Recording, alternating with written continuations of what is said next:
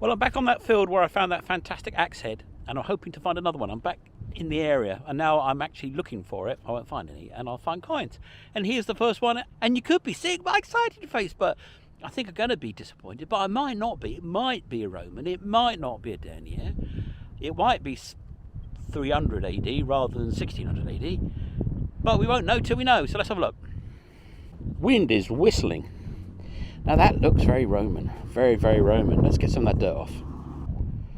Well, I'd say likely to be a denier, and it's halfway between the right thickness for being Roman and halfway to being a denier thickness, so I think that's going to be a denier because that's the chances. But anyway, first coin of the day.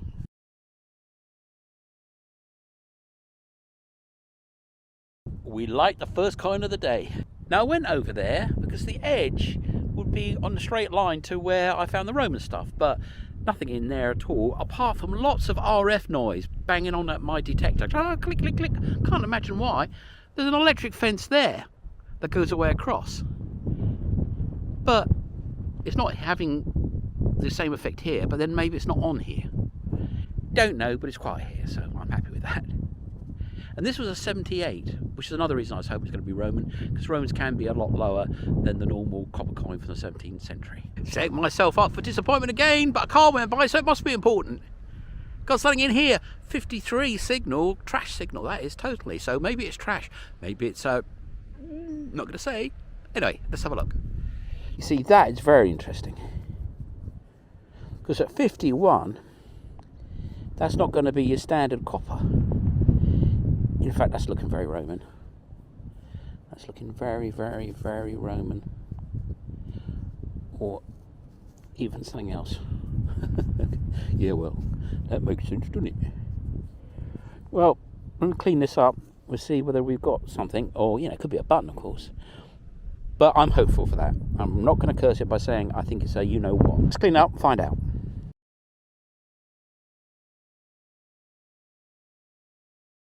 Car is coming, so it must be a nice find. Got a little coin in here, think it's a denier, don't think it's a Roman, could be. It's a nice little coin though. I think it's in good nick and I think it will clean up, so we'll know what it is in due course. And there she blows.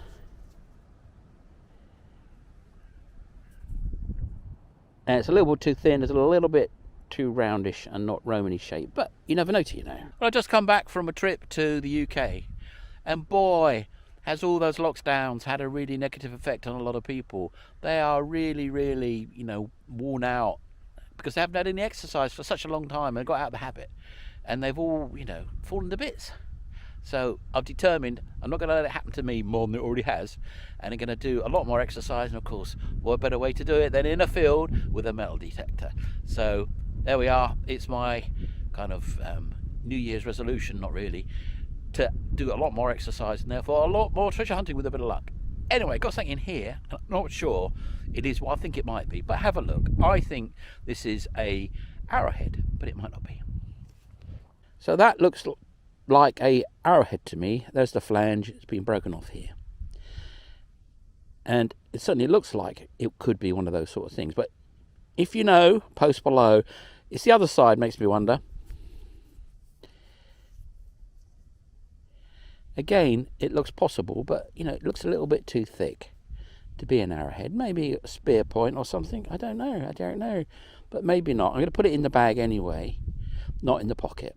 But I think it might be, because I found a beautiful arrowhead just about 100 yards from here.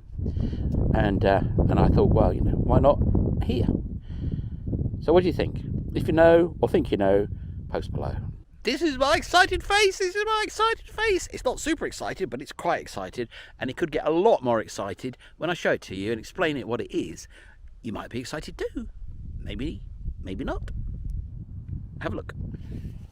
So that, I believe, is a medieval horse mount. And that's a shield. And I think on there, we're going to get some detail. Maybe not. But you see, it could be the boot plate on a very small shoe, but it looks like it's copper, and you don't do that with a boot plate. And it looks like it's going to be a shield, and it looks like the bottom's been busted off. But we will see later. That's going to be old, if that's what it actually is. You'll see it when I clean it up in 5, 4, 3, 2, 1.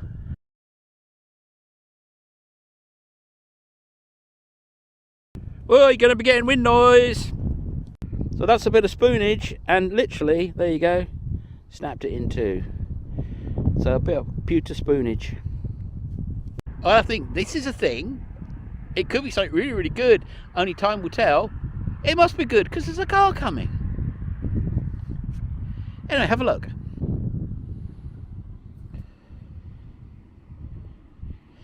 So that's the sort of thing the Romans had for cleaning their nails or whatever. Yeah, well, it's definitely copper. Anyway, we will see when we clean it up.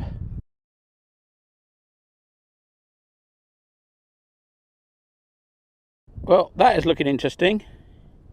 Don't know what it is. In the pocket it goes. Might be nothing, might be something. But what is also looking interesting and not so good news is all that over there. And when I started, it was like that over there. And these babies are coming in fast. And boy, did that enough blur earlier on. So I'm going to call it quits now and go back. I don't want to get blurred on, no. First and last coin of the day because it's going to blur and I'm right by the car. Oh yes. So anyway, have a look. Now I think it's pierced, but it could be a washer, of course. But I'm guessing that that is in fact a coin, which has been pierced so I can hang it around the neck.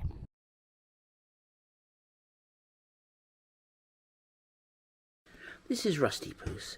And Rusty Puss was dumped on us and she was absolutely starved.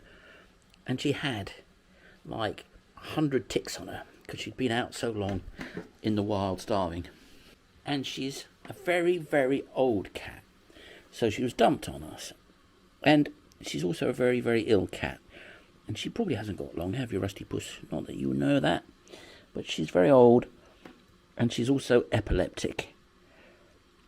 And the vet didn't believe that we didn't want to put her to sleep, because when she has a fit, she just flails around and smashes up the place.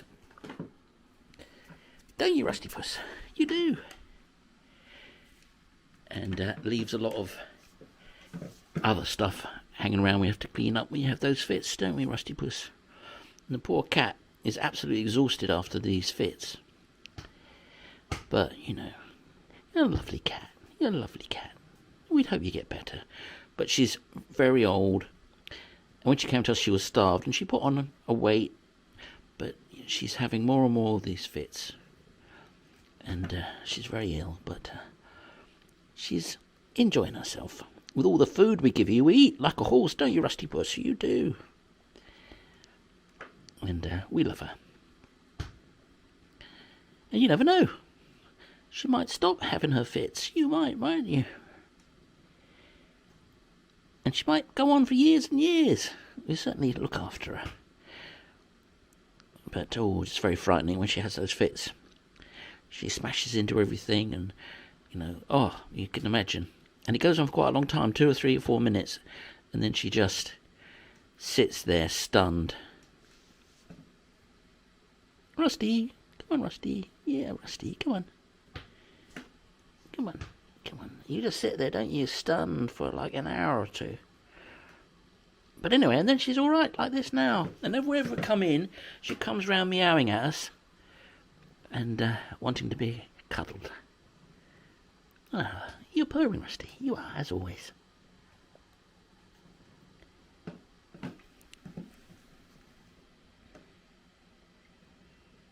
You're a lovely cat, you are, Rusty. It took like 2 days to get all the ticks off her because she was absolutely covered in them. And my wife Zoya picked them off one at a time. She had to stop because there were so many. The cat was getting a bit stressed out, even though she knew we were taking those things off her. Didn't you? You knew that. But we got them all off her in the end, didn't we? You must have been out there for a long time to get all those ticks. Anyway, she found us in the end. And she's been living with us now for about a year.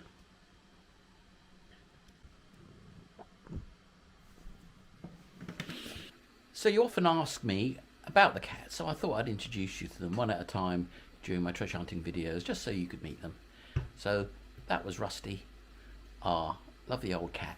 There's another 13 to show you, and I hope to get round them all over 2023. Now all our cats are outdoor cats, in as much as they've got a trap on the door and they go in and out as they please, and they sleep where they like and they go where they want, and they've got a lot of land to go around, and some of them pretty much feed themselves on the wildlife out there. In fact, some of them try to feed us. So only a couple of days ago, one of the cats came in with a very large rat, dead, and put it under my chair in my study because he thought I looked hungry.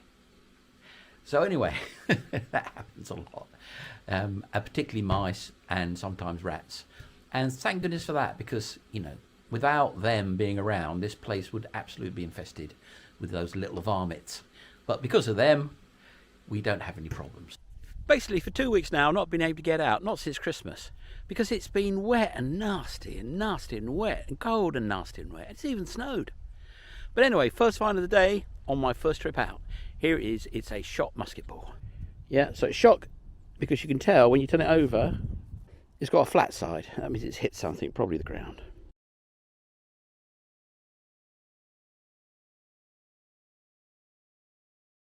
This is my excited face. Oh, it's not actually excited. It's like, well, yeah, face. Oh, brilliant face.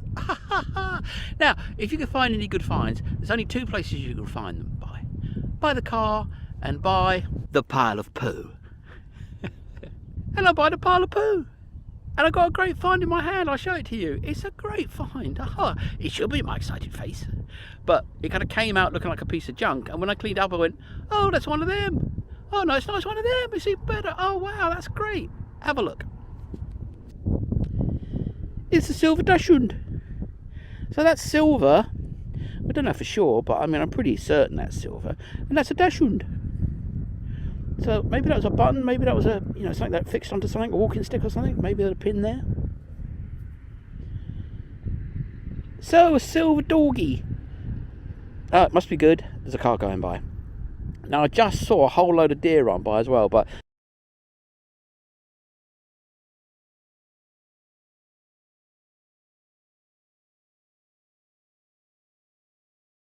didn't have enough time to take the camera out. But anyway, they ran by, so I thought, oh, that's a nice omen. Maybe this dachshund was chasing them. Anyway, on we go. Pressed the wrong button, took a photograph, didn't take a video, but anyway, got a really lovely signal, got to find it, hope you're not getting this wind noise. Have a look. Yep, it's the iron ring, it always gets you every time. Or me anyway. It was a lovely signal, it said silver, silver, silver, it was deep, deep, deep. In fact, it was so lovely and so deep, I thought iron, iron, iron, but no, it's a coin, and no, it's not silver, it's aluminium. Nice coin though, 2 franc 1947, post-war inflation money. Would have been silver, don't rub the coin, once upon a time, but now aluminium. Anyway, nice coin, happy with that. Not as happy as I would be with a 2 franc silver coin though, but still happy.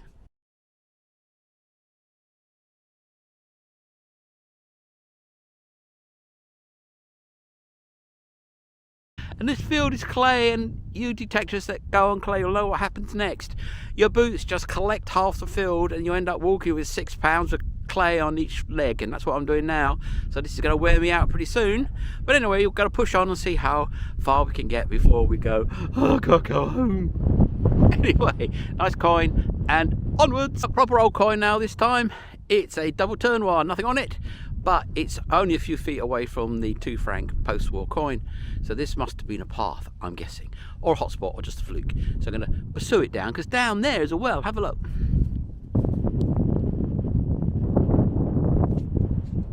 So maybe there was a house down here, and that was its well, and this was a path from the road. You never know till you know, because back in the day, up until very recently really, people were still doing their farming with the horses here, after the Second World War anyway. So, there was a lot of people on the land, There's a lot of buildings, a lot of houses. It wasn't till mechanisation came along, around that sort of time, maybe early 30s for the rich farmers, that people, just couldn't make it work that way, and they left the land, and their houses fell down, or were knocked down, or ploughed in. And where there's a path between a peasant's house and the road, they'd have been walking up and down for 1,000 years and dropping these little coins occasionally. So maybe I'm on one now. We will see. Third coin of the day. I didn't expect this. I mean, it was not really a high signal. It's a sort of foily signal, but you got to dig it all. You got to dig it all. And we're right by that well. Have a look. And I'm guessing that's going to be a well of a house, and it's just too much bother to fill it in, so I just capped it to make sure nobody fell in. And there's a house around here somewhere. And this coin would have fallen out of someone's pocket who lived there, I should think. There it is. I think that's a double turnoir. Might have some details on it. It looks like it's got some on the edge there, so that's good. We'll find out later if we can give it any more identity than that. Has 78 on the dais high frequency.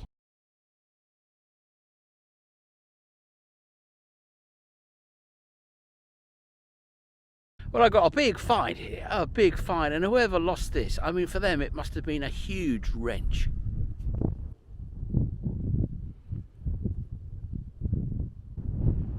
Gotcha, didn't it? Do find so many of these spindle wheels. It is starting to make me wonder what they are.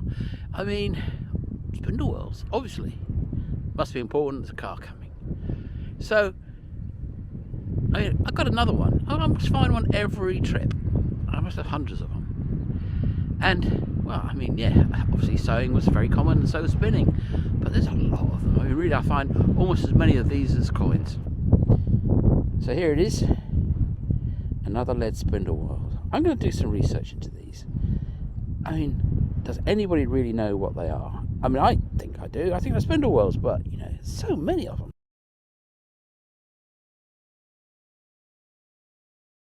Well, this is my excited face. I got a big coin. I don't know what it is. That's what makes it exciting. And it's in here. Have a look. So there it is. And normally a copper coin would be green. And that's black. I mean, they can come out black. And it's bent. And they're very rarely bent. Could be aluminium, of course. Yeah, it's very light. It's going to be an inflation money aluminium coin, I would think. But you never know till you know, till you get that dirt off. Could be it's too light for silver. But anyway, I'm excited. I'm excited.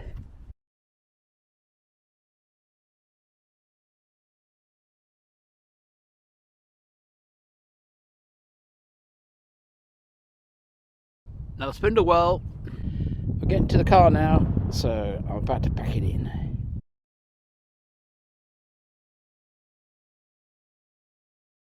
Thank you, viewers. A special thank you to commenters, and a very special thank you to coffee buyers. Well, that was a great hunt. I mean, nice selection of coins, lovely dachshund in probably silver. I mean, that makes the hunt right there. That was early on. Got to learn this field a bit better. It's kind of interesting. It's difficult because it's clay, muddy, hard to dig, and it's huge. But, that silver dachshund, I like that. Now, anyway, just a quick update on me and YouTube. YouTube is now not showing me to anybody under 42 years old. So if you're watching this, that's because you're over 42. If you're 39, you don't get to see me. If you're 35, you don't get, i.e., most of the viewers of YouTube are not shown my videos. Not one. Zero, zip, nilch, nada, niet. So that's kind of interesting, isn't it? Kind of infuriating too. Anyway, there you go. So, you'll see me soon. There might be a bit of a break because I'm having to go away from metal detecting for about a month. And I've been sort of, locked in for almost a month as well. Well, maybe 3 weeks because of the weather.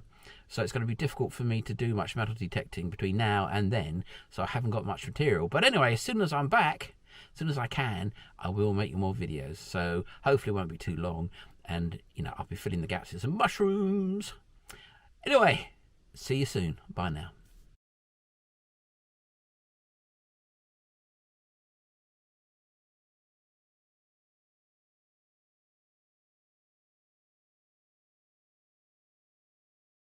So I'm here in Nancy on the way to, I want to say Beirut, but it's Beirut, Wagner. I'm on the way to see Wagner in Germany in his special opera house, and it's one of those bucket listers. Beirut has a festival every year of Wagner, and it's all been put together by Wagner and his family, and it's like one of those incredible things. To get tickets, you have to queue up for like your whole life. I was meant to be going before COVID, and COVID knocked it on the head. So anyway, driving to Beirut, which is near Nurenberg. So I'm driving there, and Nancy is the halfway house, so to speak. So we're going to see the Ring of the Nibelung cycle, which is 4 operas spread over about a week, and each opera is 4 hours. So it's 16 hours of Wagner, and that will be, you know, quite hard going, I should think. Lots of people going, "Brr." But anyway, a opportunity of a lifetime. One of those things I've always wanted to do, so I want to find out what the ultimate opera experience is like. So this is Nancy Town Square.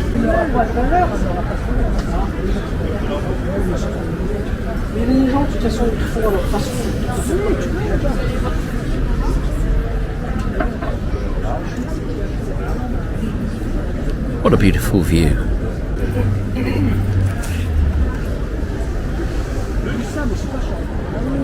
Well, I'm here in the Nurenberg National Museum, and I'm standing in front of a Heinlein watch, which was the first self-powered watch that wasn't a clock, to be invented in the early 1500s. And there it is.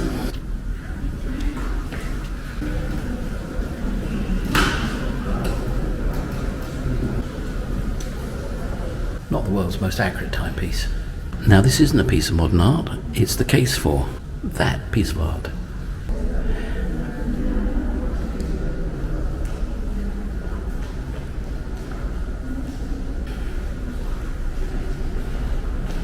Oh, Albrecht Dürer,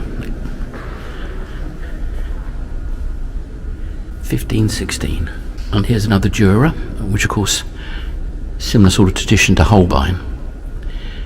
A kind of beautiful realism. Not quite photorealistic, but getting there.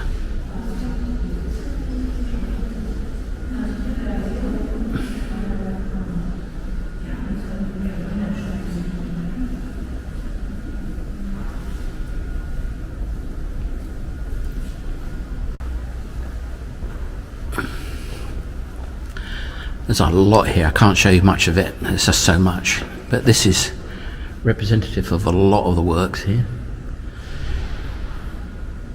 Sort of late Middle Ages. That lady has an arrow in her neck. She doesn't seem too troubled. The martyrdom of Saint Ursula. Ouch. Oh no, she's got one in her belly as well. Oh, and she's got another one in her chest. Ah, ow. Now look at that. Now that is a piece of woodwork. 1510. Oh, it's her martyrdom again. Oh, this time she's getting drowned. This is interesting because, you know, if that was Italian, and it would be Leonardo or Michelangelo or something, it's very similar, but it's much heavier colours, much darker, much greener. But of course it's Germany, which is more green and more dark.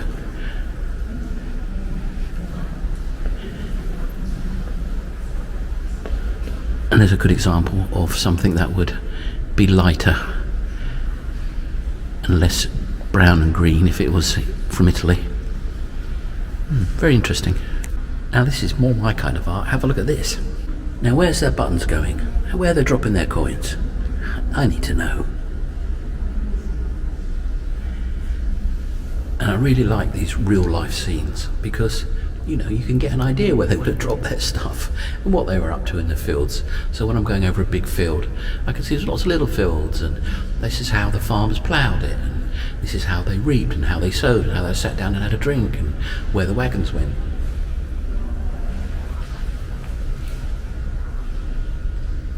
Ooh, they're getting cut and bled for their health. Yes, probably not that healthy. Slaughtering a pig. Oh.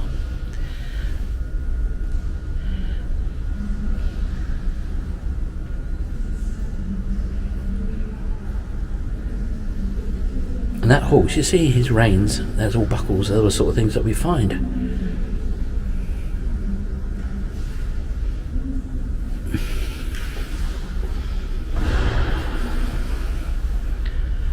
And there you go, the picnic. That's how those knives and forks get in the field. Picnicking in the 1500s.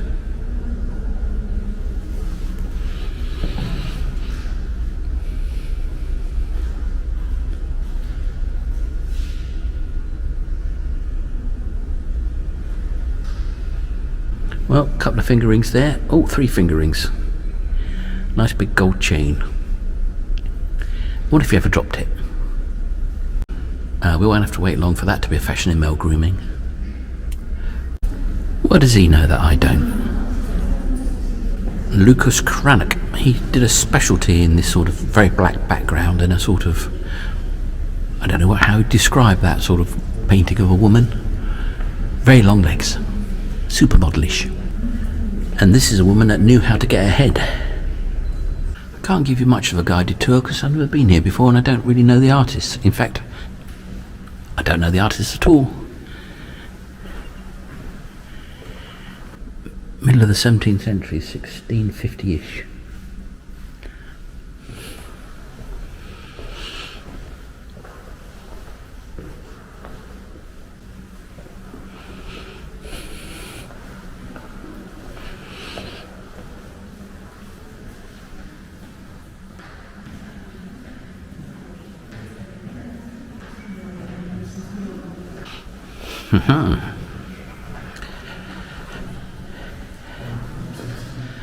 A salon.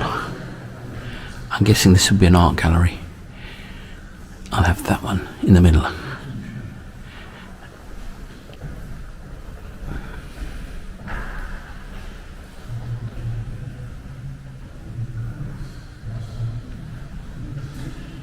Okay, so apparently that's how the rich people had their own private galleries decked out. Expensive wallpaper. Not quite sure how you're meant to appreciate the ones at the top.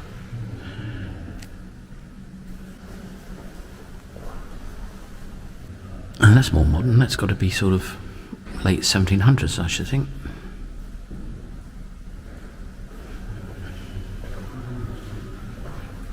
Oh no, look at that. Early 1600s. Oh, this is all quite advanced in comparison with what was going on elsewhere.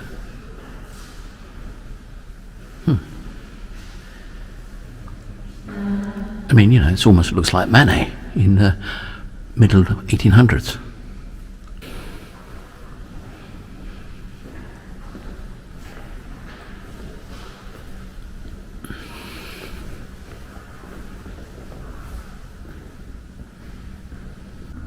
Ooh, nice watch. So that's up from about 1650, that watch. Is it a stack feed? It looks like this might be a stack feed. And it's from 1628, so that was, and it's an alarm, you see. That is an alarm bell.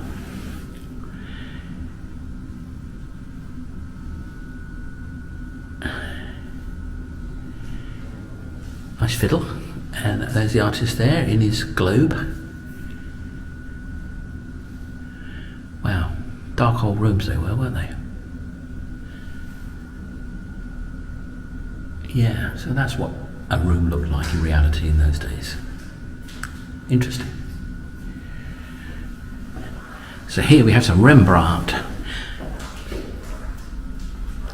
Roughly speaking, the same time as that one which I was impressed with. That was from the same sort of period. But I'm informed by my wife, who is an artist, that that was sort of Royals of Caravaggio.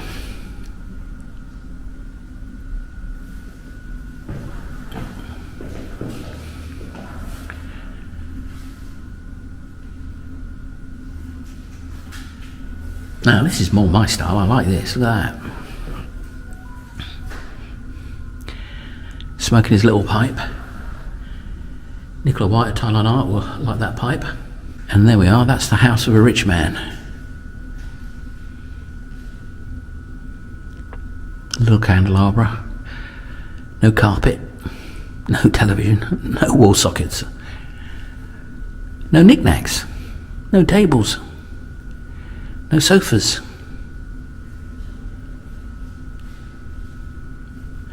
Very interesting. I've always fancied having one of these glasses. They're actually quite affordable if you've got a little bit of money to spare, because no one collects them. So, no collectors, you don't get high prices. But they're very, very fragile, and I like to drink out of them. And of course, you know what's going to happen next, so that's why I avoid them. Oh well, here we have a Bruegel. Happy dancing peasants. I do like Bruegel. What's not to love about Bruegel? He's strutting his stuff. She's twerking. I mean, come on. Things don't change, do they?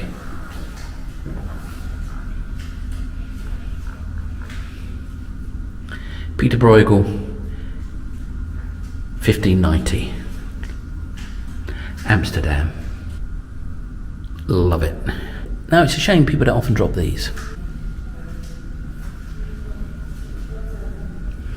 And again, coins can be much more valuable than medallions, because there's not many collectors for medallions, and it's hard to keep track of them all, and they're not official. And so, you know, you can actually get them at fractions of what rare coins would cost. There's me talking money. I'm just talking money about money, that's all. But anyway, they're often much more beautifully made, obviously, because they're handmade for special occasions, than the actual currency coins of the time. But, you know, a gold medallion might be 5,000, but a gold coin from the same period in the same condition will be 20,000. But, you know, there you go.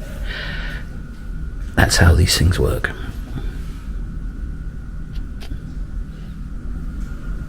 I mean, look at that.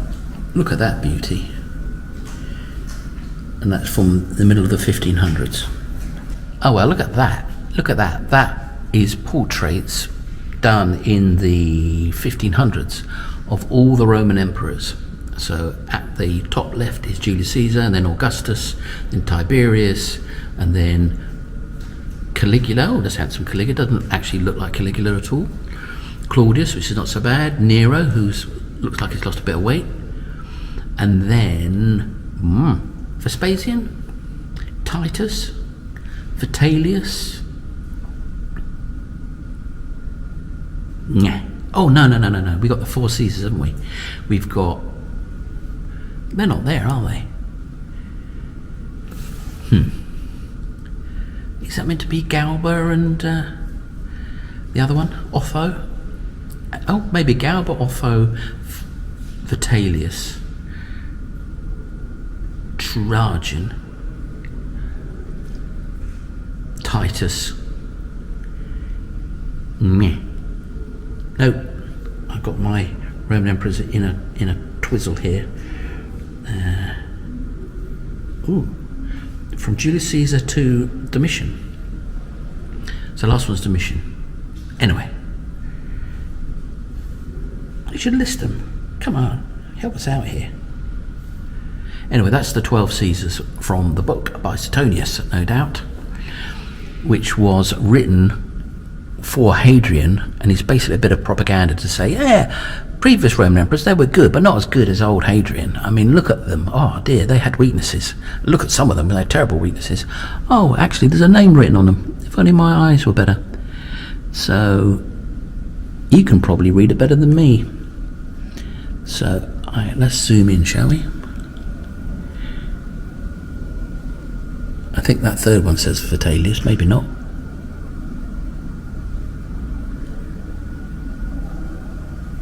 Yeah, it definitely says Domitian on the end there.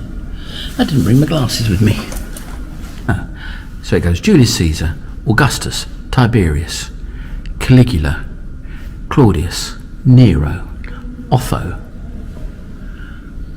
Was it Galba? Galba.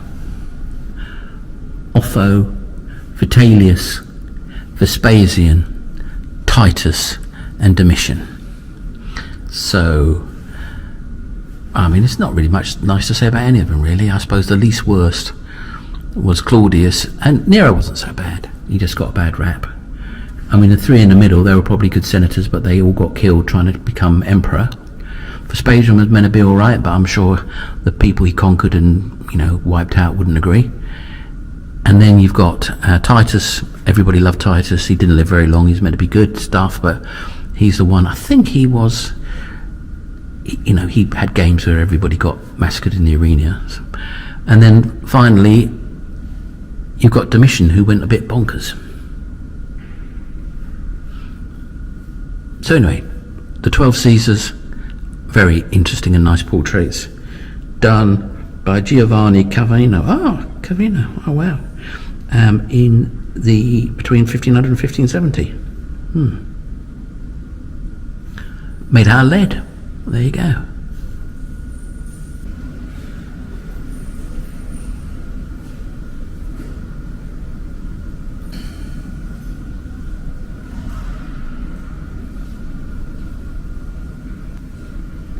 Well, over there's something unexpected. Have a look. And that is a shoulder blade of a whale. And they painted on it because why not? And there's a bit of chaos marble, which obviously was a lot more valuable then than it is now.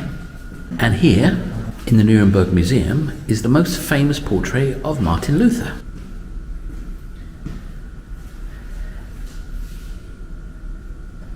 And here's some more Lucas Cranach. Well, if those guys were paying for this portrait, I wonder what they felt about it. They obviously weren't in a good mood when he painted them. So this guy was a bit more cheerful. He decided to just stare out the window while Lucas got on with drawing him, I suppose. Don't you just love these science books? You've got to see this.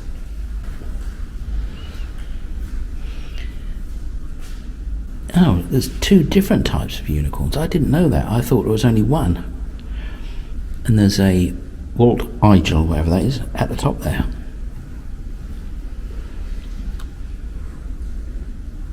So there's a shaggy unicorn and a not so shaggy unicorn. And for those who speak German, you'll be able to tell me what it says under there. I mean, totally logical for there to be an animal like that. After all, there was one like that. Maybe that's what unicorns were. They're just rhinoceroses on a diet. Another science book. This is apparently the lower deck of Noah's Ark. Yep, that makes perfect sense.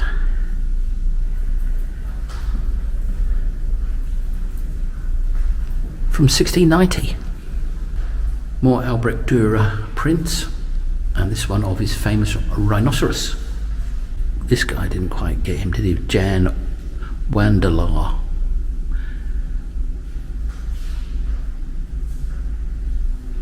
Is that a rhinoceros? I'd say of course.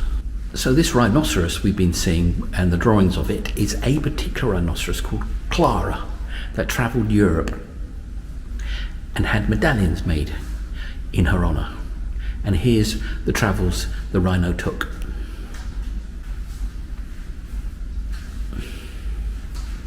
Looks like it ended its days in London. So 1741 to 1758, so 17 years. And there's some rhino medallions. So this is a bit of fun. Have a look at this painting. So I was looking at it at first and I thought, why are the people jumping off the bridge? This is some sort of competition apparently. And I thought, oh, swimming competition? But no, of course not. It's two communities fighting over a bridge. Who can actually take control of the bridge? So there's two communities coming from each end and trying to push the other community off the bridge. And some people are falling off the bridge into the lake, and there's guys pulling them out, the guys that can't swim. So anyway, they're fighting over the bridge. Who can take the bridge? So it's like a football match without football. Or rugby match without a rugby ball. Same idea. Battle. Who can take the ground? Anyway, I thought that was rather fun. So, I'm here in Nurenberg with my beautiful wife. And of course, this is Germany, and Germany is famous for... Have a look. Sausages. Oh yes. Can't wait. Sausages all round. And beer, of course.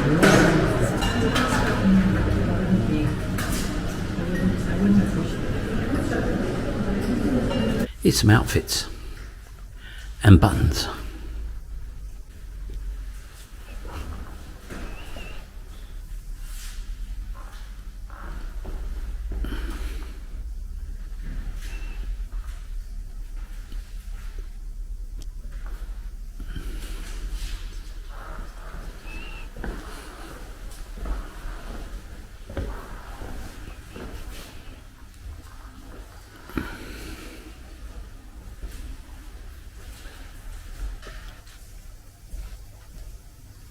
I don't think you'd say, does my bum look big in this?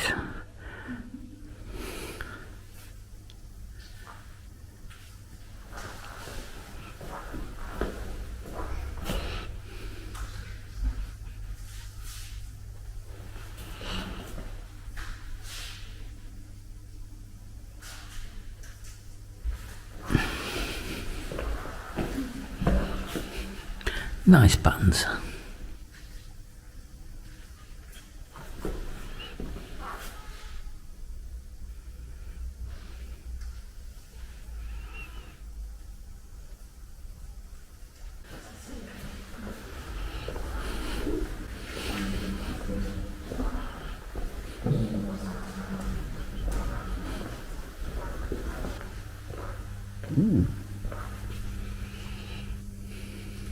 Gonna have to go down there in a minute. I know you're going to enjoy that.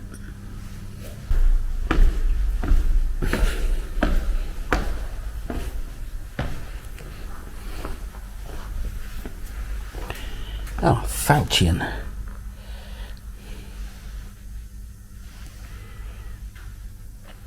Fancy crossbow.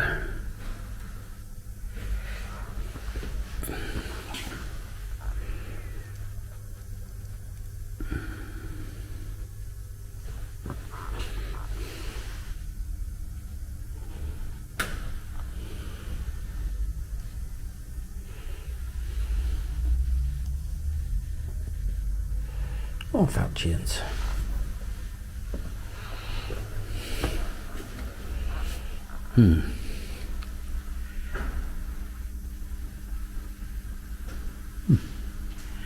Actually, flintlocks. I'm surprised. Wheel locks. Wow.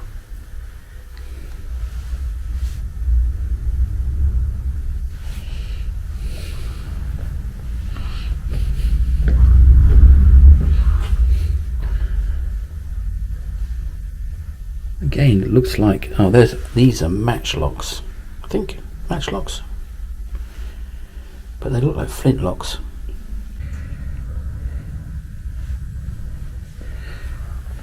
Well, this is meant to be hunting rifles, I suppose.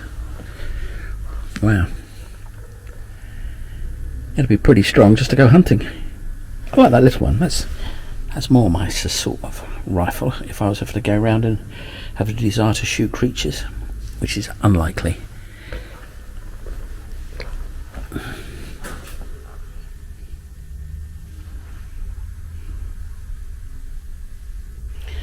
$1700s.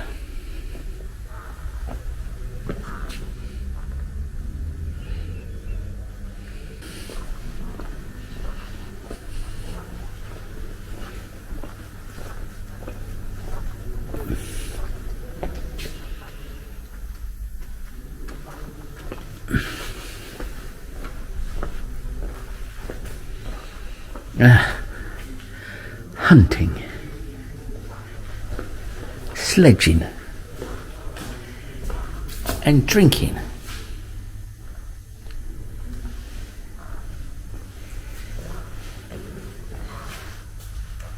And falchioning.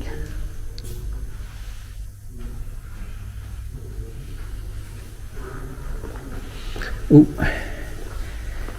Serious warring.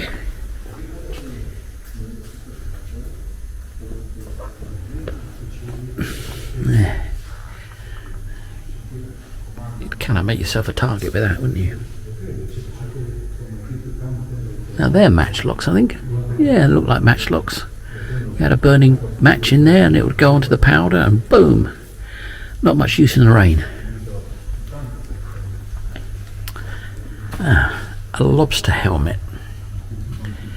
which people associate the Roundheads in the English Civil War with that, but actually it was pretty much issue in Germany for the army of the times. Stilettos, get inside that armour and cause grief. Pikes to pull you off your horse, stilettos to poke through your helmet. So I think, oh no, these are all 1400 styles.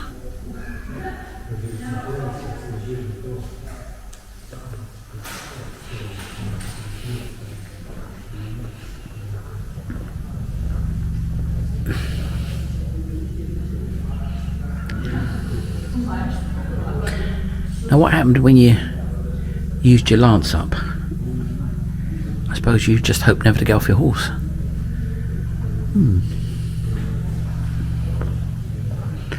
Now this is the older stuff.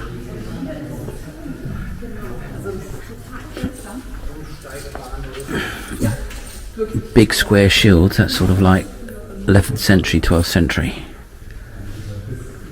Yeah, there you go. This sort of stuff.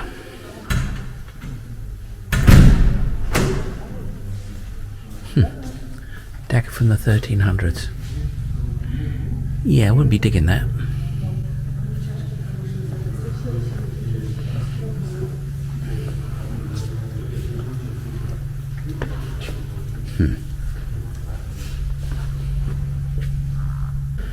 I've always thought and wondered about the horse, because he's protected, but the horse isn't really, is he? I mean, you take the horse out and the knight is kind of invalidated.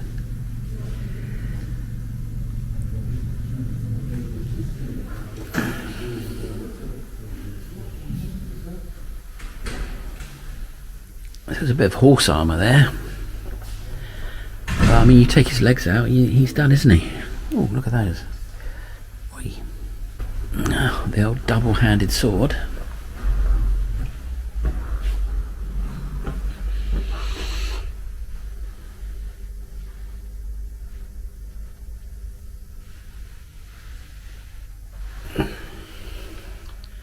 Gonna tire yourself out pretty quick swinging one of them.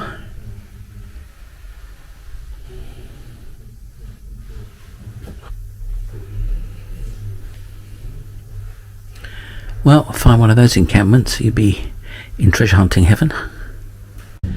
So let's do some early history. Not a bad hand axe, that, huh?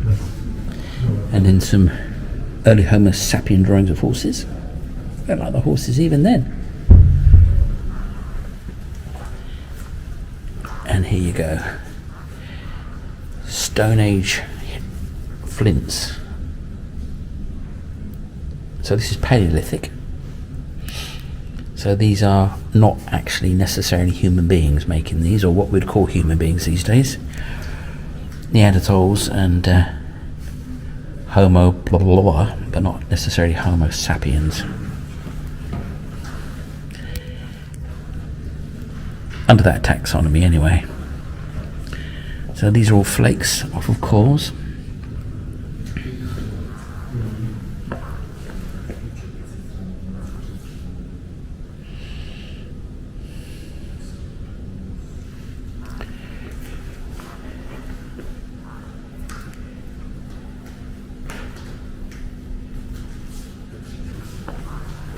Ooh, nice.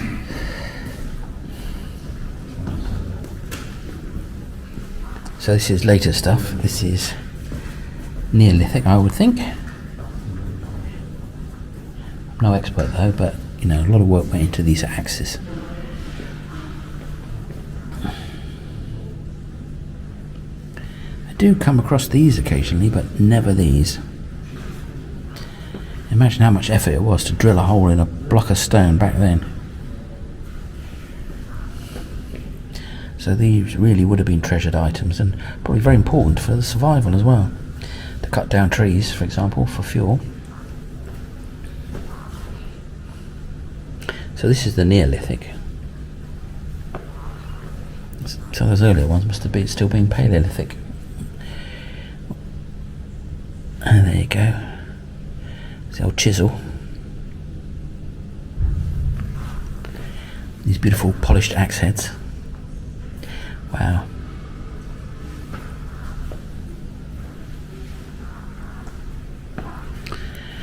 So they reckon they lived in houses like this back then. I think it's probably a little bit nicer than that somehow. I just got a feeling. Of course, if you go to Borneo, there's a few, and you go to the Amazon for that matter, there's still people living in these conditions.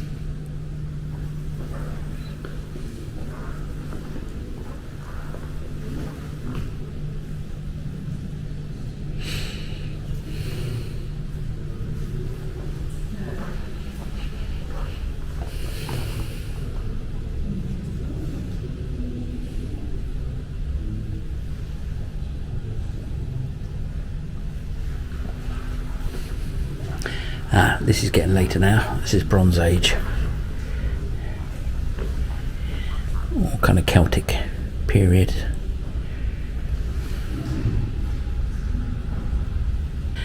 Never found a bronze axe. Still on my list.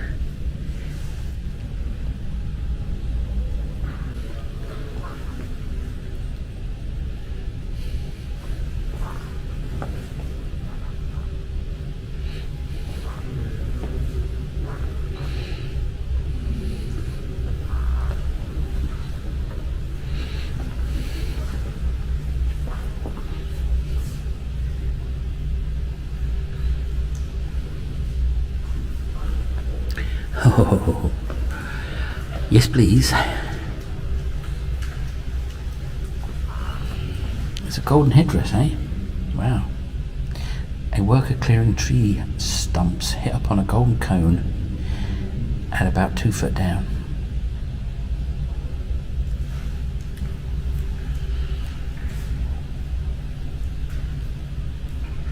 £1.50 of gold apparently.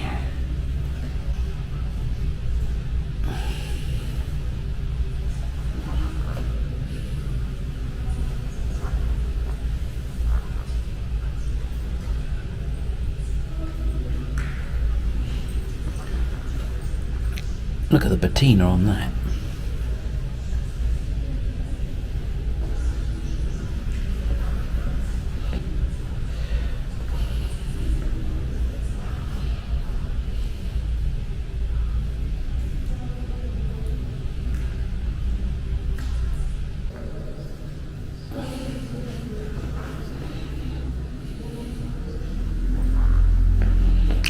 Fibula.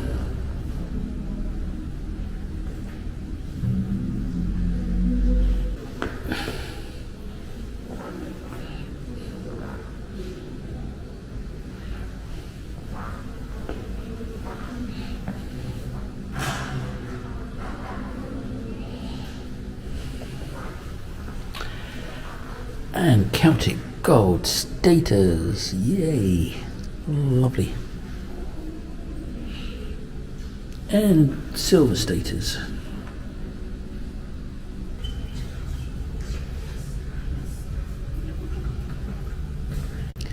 And here we are into the Roman.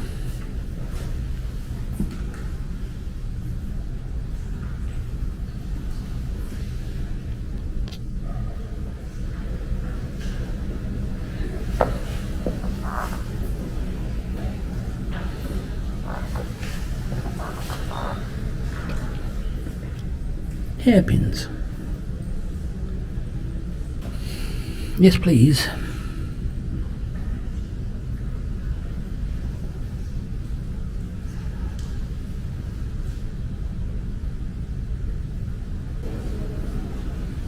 Gaming tokens. Dice. Roman sword. Look at that. Gladius.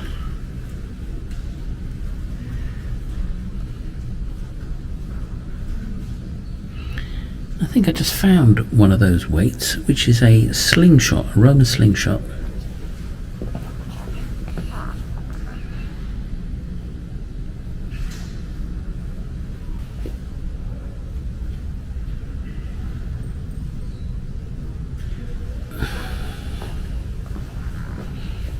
keys.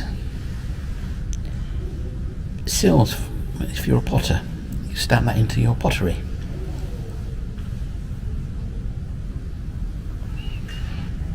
Pots.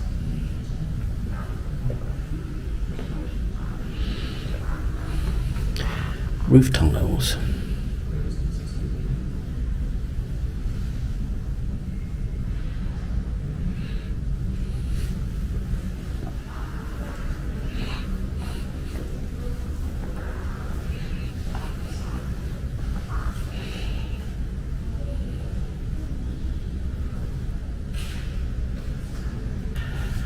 Rather like that lobster helmet from the 17th century.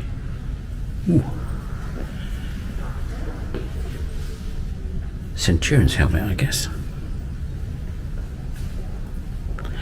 Parade helmet, apparently. Silver plated, silver washed, maybe.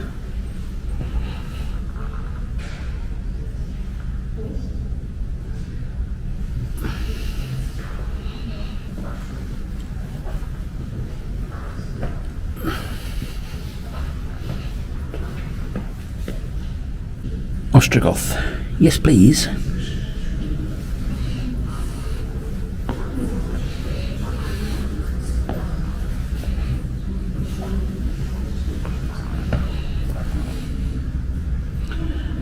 Gothic fibulas.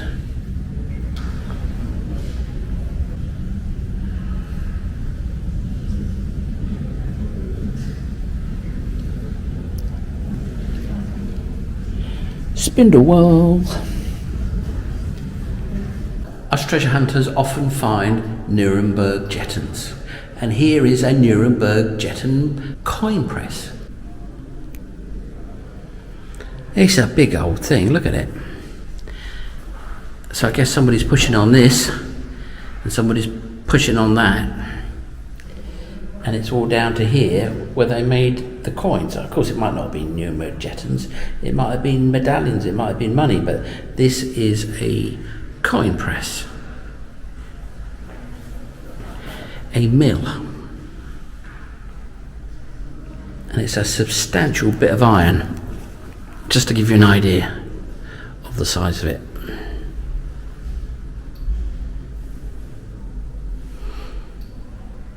So when we're finding these coins, this is the sort of thing that was turning them out. So a quick update. I got a really nasty bug on a flight from Dubai, and it seems to be doing the rounds, but when you get it, you're out of action for a month. So anyway, I'm out of content. I've been out of action for a month. I've got to go away for a month. So I've got to go out in the freezing cold, blasting wind to do an adventure for you. So that's what I'm doing, and that's why I'm dressed up like this. Because can you hear that? That's the wind. So anyway, I've got my snuddy on.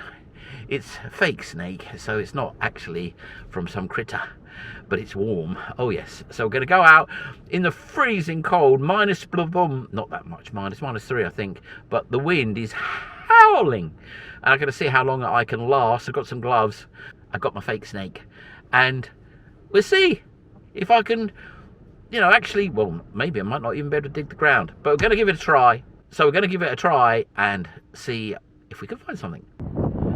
Well, this first snuddy works well. Nice and warm around here.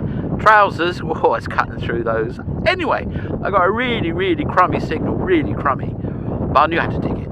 So I've dug it, and it's not a crummy find. Have a look.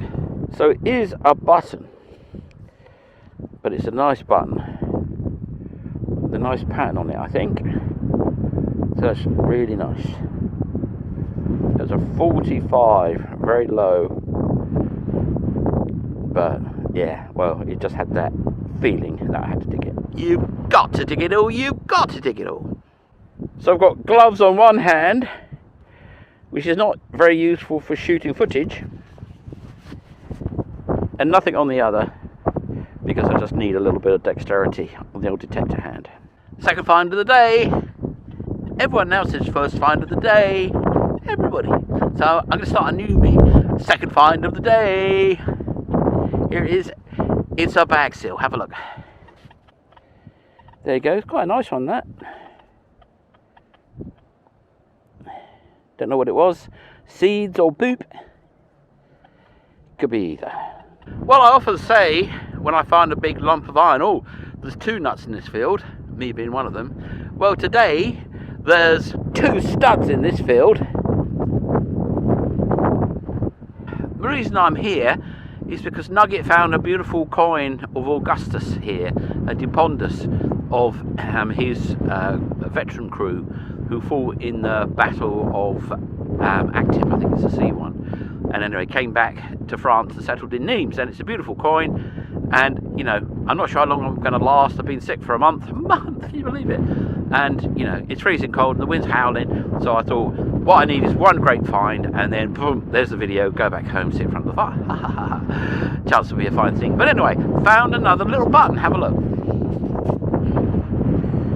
So there it is. That's a 17th, well, I was going to say 17th century, but it's not. It's probably an 18th century button from the 1700s. Could be 17th century from the 1600s. It's kind of crazy enough looking. And it looks like it's got a pattern on it. So in the pocket it goes. The DS2 is certainly picking up tiny little items. This is a 51, which on the old DS might mean hammered billion, but in this case it means tiny little button.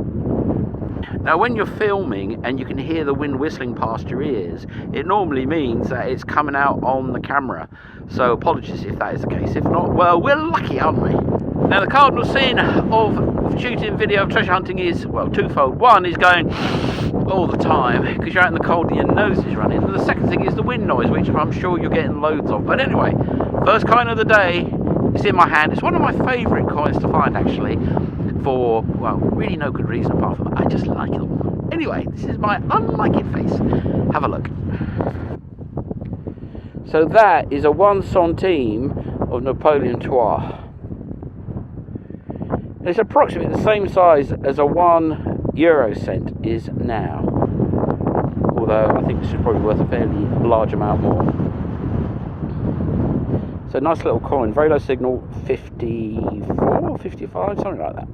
Anyway, in the pocket it goes. Well, the DS2 can certainly wink out these tiny little finds, which is really rather lovely. So anyway, we push on, car's over there, I'm here freezing.